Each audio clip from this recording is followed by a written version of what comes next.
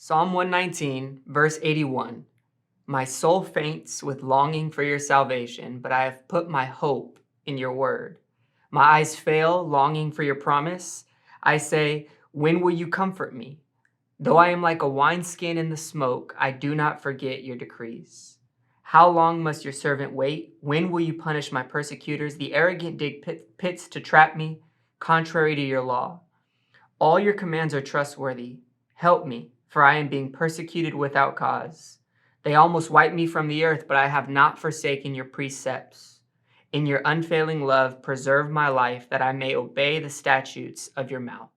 Psalm 119, verse 83, gives us a fascinating metaphor. It says, though I'm like a wineskin in the smoke, I do not forget your decrees. Now, I'm not going to pretend to know more about ancient fermentation practices than I actually do, but the one thing that I do understand is you take a wineskin, it was like a bag that would have carried some liquid, and you put it in smoke, perhaps over a fire or something, and the effect that you get is a low level of heat over a prolonged period of time.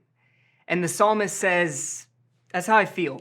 I feel like the heat is turned up in my life and it's consistent and it's not going away. And I don't know if you've ever had one of those days where it just feels like it's one thing after another. This happens with the inconveniences of life, right? Like you wake up late, you spill some coffee here, you catch every red light, and you are driving behind every student driver ever, whatever the case is. Sometimes it feels like can't catch a break. But then that happens sometimes with some more serious things. Feels like a relational breakdown here, financial issue here. You just feel like the weight and the pressures of life, of family, like it's heavy and like it's something that you carry around with you all the time. The metaphor that the psalmist comes up with for that feeling is like a wineskin in the smoke.